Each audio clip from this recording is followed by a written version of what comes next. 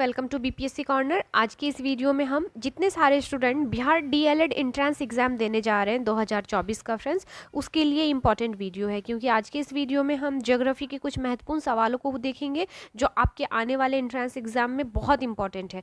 क्योंकि फ्रेंड्स सवाल ऐसे ही पूछे जाते हैं और कहीं ना कहीं प्रीवियस ईयर के बहुत सारे एग्जाम्स में पूछे जा चुके हैं, चाहे डीएलएड हो चाहे बीएड हो, तो आपको आगे देखने को मिलेगा। तो कुछ जो है इसमें कुछ 373 क्वेश्चंस का एक सीरीज है फ्रेंड्स, जिसको मैं 1 बाय 1 करके करवा दूंगी। तो आप प्लीज़ अगर डीएलएड की तैयारी करना चाह रहे हैं तो प्लीज़ मेरे चैनल के साथ जुड़ जाएं, और ताकि आपको सभी जो मटेरियल है या कंटेंट है आपको प्रोवाइड करवा दिया जाएगा।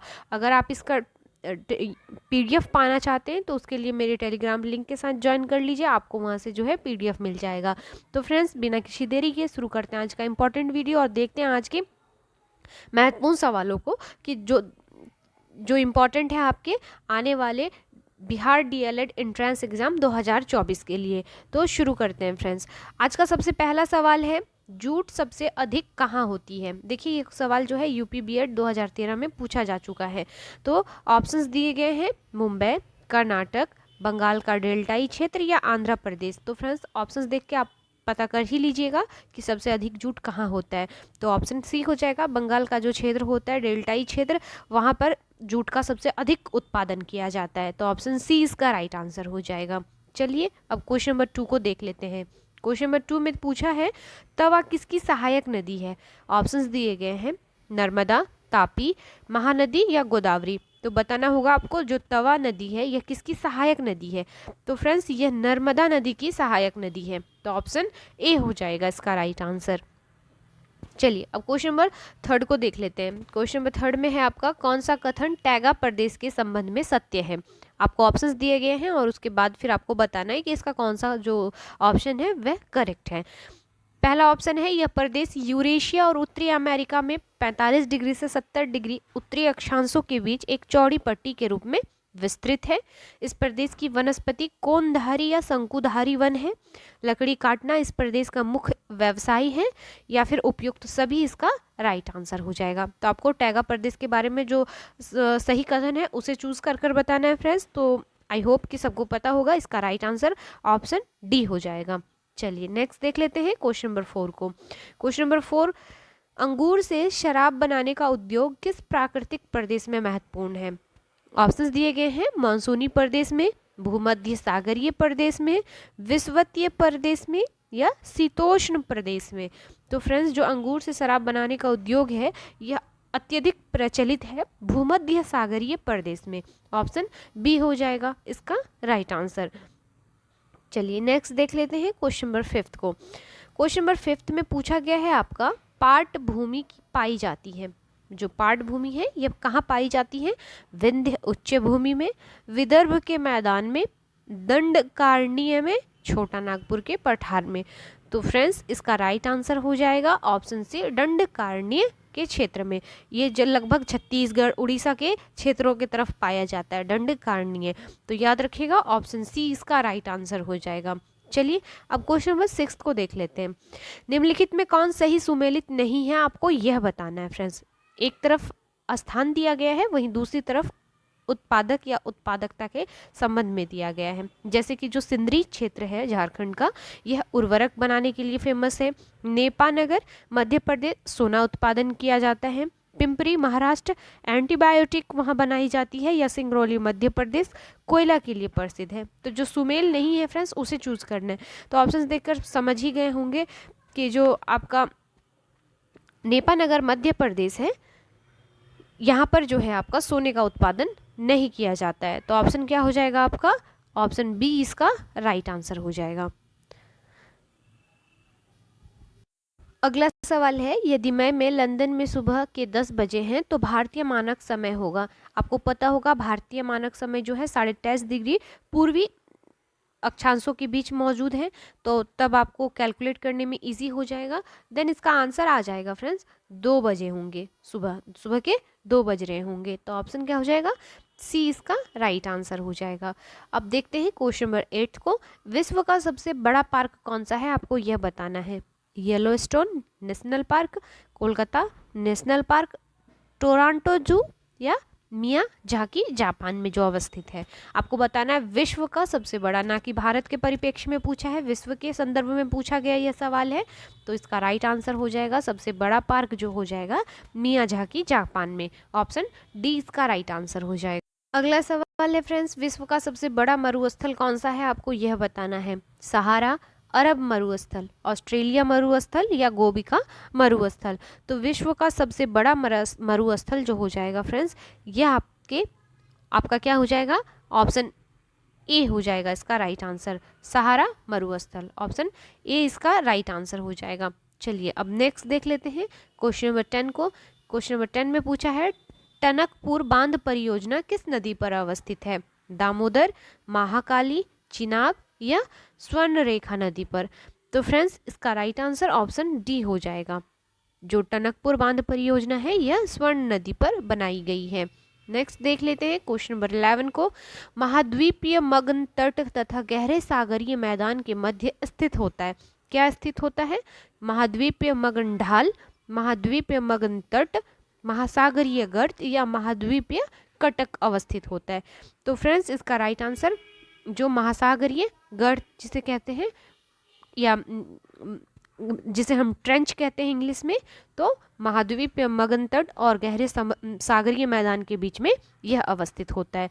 तो ऑप्शन सी इसका राइट आंसर हो जाएगा। और विश्व का सबसे गहरा या सबसे बड़ा जो आपको अगर महासागरीय गर्त पूछे तो आपको याद रखना है मेरियाना ट्रेंच या गर्त, मेरियाना गर्त। चलिए नेक्स्ट देख लेते हैं क्वेश्चन नंबर 12 को। पृथ्वी की आंतरिक संरचना के विषय में सबसे महत्वपूर्ण जानकारी हम किससे प्राप्त कर सकते हैं, आपको बताना है। जो आंतरिक संरचना है पृथ्वी का उसके बारे में सबसे अच्छा जो नॉलेज है उससे हम किससे प्राप्त कर सकते हैं, तो भूकंप विज्ञान से, प्लेट टेक्टोनिक से, और प्राकृतिक संसाधनों से या ज्वालामुखी क्रिया से। तो इसका राइट आंसर हो जाएगा फ्रेंड्स ज्वालामुखी क्रिया से हम प्राप्त कर सकते हैं सबसे अच्छा जो है जानकारी। नेक्स्ट देख लेते हैं क्वेश्चन नंबर 13 को। उत्तरी ध्रुव पर सदैव प्रकाश रहने की अवधि क्या है, सितंबर 23 से मार्च 21, 21 मार्च से 23 सितंबर, 21 जून से 22 सितंबर, 22 दिसंबर से 21 जून तक। तो उत्तरी ध्रुव पर आपको प्रकाश रहने की अवधि पूछा है, तो इसका राइट आंसर 21 जून से 22 सितंबर हो जाएगा। तो ऑप्शन सी हो जाएगा इसका राइट आंसर। चलिए फ्रेंड्स अगला सवाल देख लेते हैं। चंद्र ग्रहण में क्या होता है आपको यह बताना ऑप्शंस को देखकर। तो सभी को पता होगा चंद्र ग्रहण में चंद्रमा और सूर्य के बीच जो होती है पृथ्वी आ जाती है, जिसके कारण चंद्र ग्रहण होता है। चलिए नेक्स्ट देख लेते हैं क्वेश्चन नंबर 15 को। 15 में पूछा गया था सबसे बड़ा ग्रह कौन सा है, बृहस्पति, शनि, मंगल, बुध। ये सवाल सभी को पता होगा। तो सबसे बड़ा ग्रह किसे मानते हैं हम, बृहस्पति को। तो ऑप्शन ए इसका राइट आंसर हो जाएगा फ्रेंड्स। अगर आप जरा सा भी मन लगा के तैयारी कीजिएगा फ्रेंड्स तो ऑब्वियसली आपको एक सरकारी कॉलेज अलॉट हो जाएगा, जिसमें अगर पैसे की टेंशन किसी स्टूडेंट को है तो वो क्लियर हो जाएगा, ख़त्म हो जाएगा। क्योंकि जो प्राइवेट कॉलेज की तुलना में बात करें सरकारी कॉलेजों की, तो वहाँ पर थोड़ा फीस स्ट्रक्चर कम होता है। ऐसे में जो होता है कि फाइनेंशियल जिन स्टूडेंट को प्रॉब्लम होता है उसका प्रॉब्लम सॉर्ट आउट हो जाएगा। उसके लिए आप थोड़ा मेहनत ज़्यादा करें फ्रेंड्स, तो आपका जो है एक सरकारी कॉलेज में एडमिशन हो जाएगा डीएलएड के लिए। तो देखते हैं अगले सवाल को। अगला सवाल है आपका, पृथ्वी की सतह से सबसे अधिक नज़दीक की परत कौन सी है, पृथ्वी की सतह से, क्षोभ सीमा, मध्य मंडल, क्षोभ मंडल या आयान मंडल। तो फ्रेंड्स इसका राइट आंसर क्षोभ मंडल हो जाएगा, क्योंकि जो क्षोभ मंडल है यह धरती या सतह से काफ़ी नज़दीक है। तो ऑप्शन सी हो जाएगा इसका राइट आंसर। नेक्स्ट देख लेते हैं क्वेश्चन नंबर 17 को। भारत में तंबाकू का सबसे बड़ा उत्पादक राज्य पूछा है। ऑप्शंस दिए गए हैं कर्नाटक, महाराष्ट्र, उत्तर प्रदेश या तमिलनाडु। उत्पादक ना कि जैसे एक और भी तरह के मिसलेनियस टाइप के क्वेश्चन पूछा जाता है कि उपभोग किया जाता है, यहाँ पे आपका उत्पादक पूछा है फ्रेंड्स। तो उत्पादक के मामले में कर्नाटक सबसे जो हो जाएगा बड़ा राज्य हो जाएगा। तो ऑप्शन ए इसका राइट आंसर हो जाएगा। और वीडियो अच्छा लगे तो प्लीज़ एक लाइक कर दीजिएगा और चैनल को सब्सक्राइब कर दीजिएगा, ताकि आप तक नोटिफिकेशन टाइम टू टाइम पहुंच जाए फ्रेंड्स। और किसी को ज़रूरत हो तो शेयर भी ज़रूर कर दीजिएगा। चलिए देखते हैं क्वेश्चन नंबर 18 को। भील जनजाति पाई जाती है कहाँ पर, आपको यह बताना है। मध्य प्रदेश में, उत्तर प्रदेश में, बिहार में या उत्तराखंड में। तो फ्रेंड्स जो भील जनजाति है ये मोस्टली मध्य प्रदेश में पाई जाती है। तो ऑप्शन क्या हो जाएगा, ए हो जाएगा इसका राइट आंसर। चलिए नेक्स्ट सवाल, 2001 की जनगणना के अनुसार लिंग बताना है आपके। भारत की जनगणना 2001 के अनुसार लिंग का अनुपात क्या था। तो ऑप्शन क्या हो जाएगा फ्रेंड्स, बी हो जाएगा। 933 महिलाओं पर 1000 पुरुष, यानी 933 प्रति 1000 पुरुष। तो याद रखिएगा ये डेटा 2001 का है फ्रेंड्स, जो मोस्ट इम्पॉर्टेंट डेटा है। चलिए नेक्स्ट देख लेते हैं, नर्मदा नदी का उद्गम स्थल क्या है। भेड़ाघाट, अमरकंटक, डिंडौरी या इलाहाबाद। तो फ्रेंड्स इसका राइट आंसर हो जाएगा नर्मदा नदी का जो उद्गम स्थल है यह आपका अमरकंटक है। नेक्स्ट सवाल है आपका, निम्नलिखित में कौन एक वृहद वृत्त है। वृहद वृत्त है, कर्क रेखा, उत्तर ध्रुवीय वृत्त, विषुवतीय वृत्त या मकर रेखा। तो इसका राइट आंसर ऑप्शन सी हो जाएगा। जो विषुवत वृत्त है यह आपका सबसे वृहद मतलब बड़ा वृत्त है, गोल है। अब देखते हैं क्वेश्चन नंबर 22 को। इनुइट लोग कहाँ नहीं पाए जाते हैं, आपको यह बताना है। यह जो इनुइट जनजाति है यह कहाँ नहीं पाया जाता है, अलास्का में, ग्रीनलैंड, कनाडा या स्वीडन में। तो फ्रेंड्स इसका राइट आंसर हो जाएगा आपका स्वीडन में यह नहीं पाया जाता है। वहीं अगर बात करें कनाडा, अलास्का और ग्रीनलैंड, यानी ये जो ध्रुवों के पास लगभग इन लोग पाए जाते हैं। तो ऑप्शन क्या हो जाएगा, डी हो जाएगा इसका राइट आंसर। चलिए नेक्स्ट देख लेते हैं, निम्नलिखित में कौन सुमेलित नहीं है, आपको यह बताना है। ऑप्शंस दिए गए हैं, बेलारी जो लौह अयस्क के लिए फेमस है, अमगुरी पेट्रोलियम के लिए फेमस है, जगह का नाम है, कमपटी तांबा के लिए प्रसिद्ध है, लांजगढ़ बॉक्साइट के लिए प्रसिद्ध है। तो कौन सुमेल नहीं है, आपको यह बताना है। तो इसका राइट आंसर हो जाएगा कामटी, जो तांबा लिखा है यह आपका प्रसिद्ध नहीं है। तो ऑप्शन सी इसका राइट आंसर हो जाएगा। अब देख लेते हैं क्वेश्चन नंबर 24 को। यूरेनियम का सबसे बड़ा भंडार कहाँ पाया जाता है, विश्व के संदर्भ में पूछा है। ऑस्ट्रेलिया, कनाडा, दक्षिण अफ्रीका या भारत में। तो यूरेनियम का सबसे बड़ा भंडार पाया जाता है फ्रेंड्स ऑप्शन बी, कनाडा में। तो क्या हो जाएगा इसका राइट आंसर, बी हो जाएगा। नेक्स्ट देख लेते हैं अगले सवाल को। संयुक्त राज्य अमेरिका की डेथ वैली अवस्थित है। क्वेश्चंस काफ़ी अच्छे हैं फ्रेंड्स, और अगर आपने अच्छे से इसको रीड कर लिया तो आपसे एक भी सवाल छूट नहीं पाएंगे, क्योंकि इसमें जो है ऑलमोस्ट इस बुक में आपको सभी ज्योग्राफी के A to Z सवालों को सॉल्व करवाया गया है। पूरे सिलेबस को जो है आपको एक में ही दे दिया गया है। तो प्लीज़ आप इस वीडियो को देखें, अच्छे से देखें, अच्छे से पढ़ाई करें, ताकि जो है इस बार आपका सिलेक्शन अच्छे से हो जाए DLED के लिए। फिर आप सीटेट पास करके BPSC पास करके एक शिक्षक के रूप में बिहार में आए। तो फ्रेंड्स जो डेथ वैली अवस्थित है संयुक्त राज्य अमेरिका में, यह आपका हो जाएगा कैलिफोर्निया राज्य में। ऑप्शन क्या हो जाएगा, बी हो जाएगा इसका राइट आंसर। चलिए अगला सवाल है, अफ्रीका की सिंग में किसे सम्मिलित नहीं किया जाता है, यानी जो क्वेश्चन बार बार पूछा जाता है, हॉर्न ऑफ अफ्रीका में जो सम्मिलित देश नहीं है आपको यह बताना है। यूथोपिया है फ्रेंड्स, आपको जानना चाहिए। इरिट्री यह भी है, सोमालिया यह भी है। तो हॉर्न ऑफ अफ्रीका में ये तीनों कंट्री शामिल है। बात करें सूडान की तो यह नहीं है। तो आपका ऑप्शन डी राइट हो जाएगा। याद रखिएगा हॉर्न ऑफ अफ्रीका में सूडान जो है यह सम्मिलित नहीं है। अगला सवाल, सर्वाधिक प्रदूषित नगर कौन सा है भारत का, आपको यह बताना है। नगर पूछा है फ्रेंड्स, तो इसका राइट आंसर हो जाएगा अंकलेश्वर। ऑप्शन ए इसका राइट आंसर हो जाएगा। अगला सवाल है आपका, किस देश में कुल क्षेत्रफल का सर्वाधिक प्रतिशत वनाच्छादित है। गुयाना, जापान, इंडोनेशिया या सूरीनाम। किस देश में कुल क्षेत्रफल का आपको बताना है। जो ऑप्शंस दिए गए कंट्रीज़ के उसके क्षेत्रफल के अकॉर्डिंग सबसे ज़्यादा जो परसेंटेज ऑफ फॉरेस्ट है आपको वह बताना है। तो इसका राइट आंसर हो जाएगा friends option D, Suriname. Next देख लेते हैं क्वेश्चन नंबर 29 को। सूची 1 को सूची 2 से मिलाना है और फिर जो है आपको कूट की सहायता से आंसर देना है।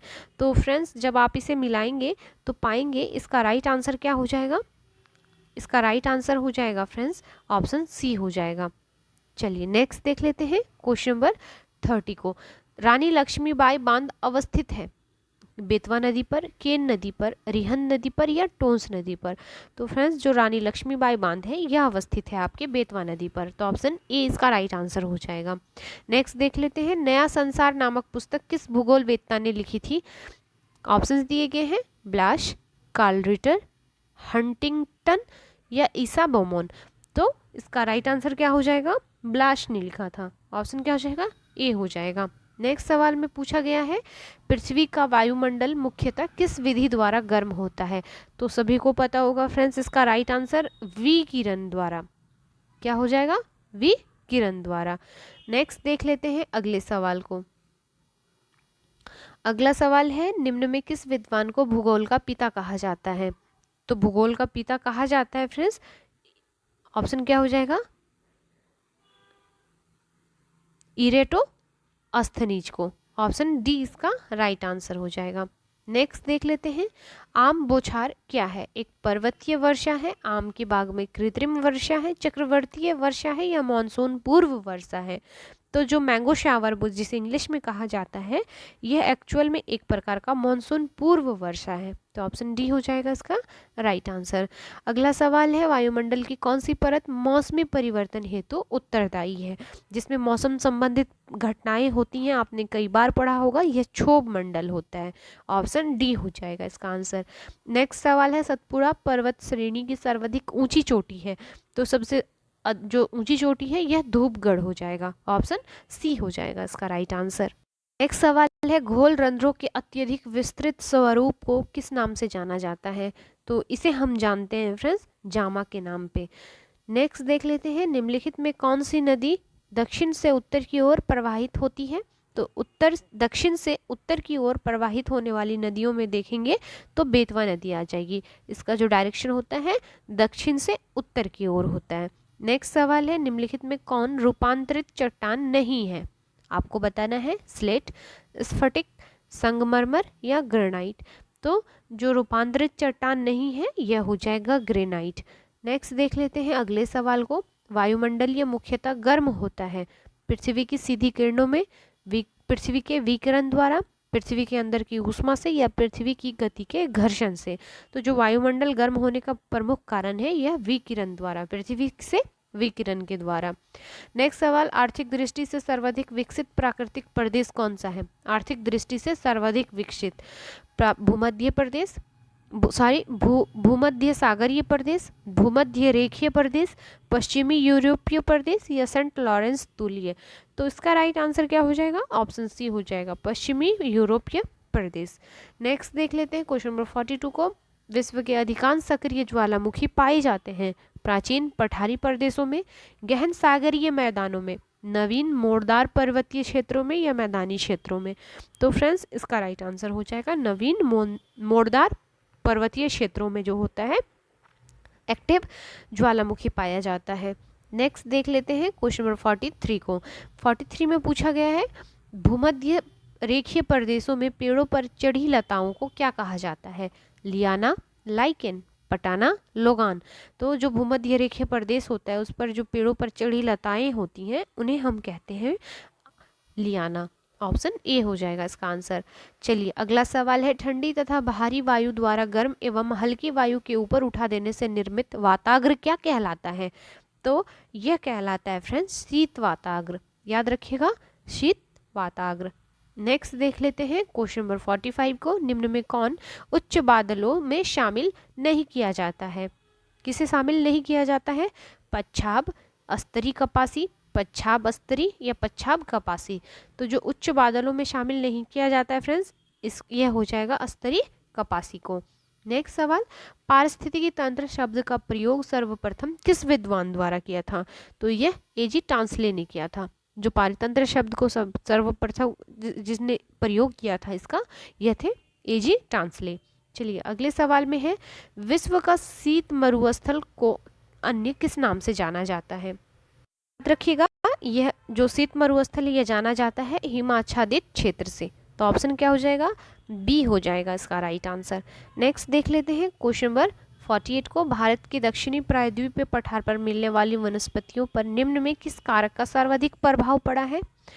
मिट्टी का, वर्षा का, ऊंचाई का या भूमध्य से दूरी का? तो यह हो जाएगा ऊंचाई का। अगला सवाल है आपका, भूमध्य सागरीय जलवायु निम्न में किस फसल की कृषि के लिए सर्वाधिक उपयुक्त है? तो यहाँ पर जो अत्यधिक खेती की जाती है फ्रेंड्स, यह हो जाएगा आपका गेहूं का। अगले सवाल को देखते हैं, जल के बार बार जमने और पिघलने से हिमनद को चट्टानी टुकड़े निक्षेप के रूप में प्राप्त होते हैं, उनको क्या कहा जाता है? तो उनको हिमोड़ कहते हैं। हम क्या कहते हैं? हिमोड़ कहते हैं। चलिए नेक्स्ट सवाल है, निम्नीकरण की प्रक्रिया को निम्नांकित में कौन प्रत्यक्ष रूप से प्रभावित नहीं करता है? जलवायु, वनस्पतिक आवरण, जल की उपलब्धता या समय? तो इसका राइट आंसर हो जाएगा आपका ऑप्शन डी, समय। नेक्स्ट देख लेते हैं क्वेश्चन नंबर 52 को, क्षेत्रफल की दृष्टि से भारत का सबसे बड़ा राज्य कौन सा है? तो क्षेत्रफल की दृष्टि से बात करें भारत के सबसे बड़े राज्य की, तो ये राजस्थान है। अगले सवाल में है, मानव के आर्थिक क्रियाकलापों का निर्धारण होता है जलवायु के आधार पर, जनसंख्या के आधार पर, सुरक्षा की भावना से या उपजाऊ और उत्तम जलवायु से? तो फ्रेंड्स इसका राइट आंसर हो जाएगा ऑप्शन डी, उपजाऊ भूमि और उत्तम जलवायु से होता है। नेक्स्ट सवाल है आपका, इटली में माउंट विसुवियस के ढालों पर जिन फसलों की कृषि होती है वे हैं? तो इटली का नाम सुनते ही आंसर आप सभी को पता होना चाहिए फ्रेंड्स, क्या हो जाएगा? चाय एवं कॉफ़ी की। तो ऑप्शन क्या हो जाएगा? डी इसका राइट आंसर हो जाएगा। चलिए नेक्स्ट देख लेते हैं क्वेश्चन नंबर 55 को, अरावली पर्वतमाला महान जल विभाजक है किन नदियों का? तो जो जल विभाजक है अरावली पर्वत, तो यह हो जाएगा आपका सिंधु गंगा नदियों के बीच का। तो ऑप्शन क्या हो जाएगा? ए इसका राइट आंसर हो जाएगा। चलिए अगले सवाल में है आपका, अगले सवाल बस 55 तक रहने देते हैं फ्रेंड्स, क्योंकि नेक्स्ट क्लास में जो है फिर मैं इसके आगे के सवालों को करवाऊंगी। सवाल काफ़ी अधिक है, इसलिए मैं इसको 1 बाय 1 करके सभी को करवा दूंगी। तो आप प्लीज़ वीडियो को पूरा देखिएगा, जिससे कि आपका जो सभी सवाल छूटेंगे नहीं, और जो अगर एग्ज़ाम में पूछे जाएंगे सवाल तो आपसे ईजी वे में बन पाएंगे। फ्रेंड्स वीडियो काफ़ी इंपॉर्टेंट है, इसलिए पूरा देखिएगा। मिलते हैं नेक्स्ट वीडियो में, तब तक के लिए थैंक यू।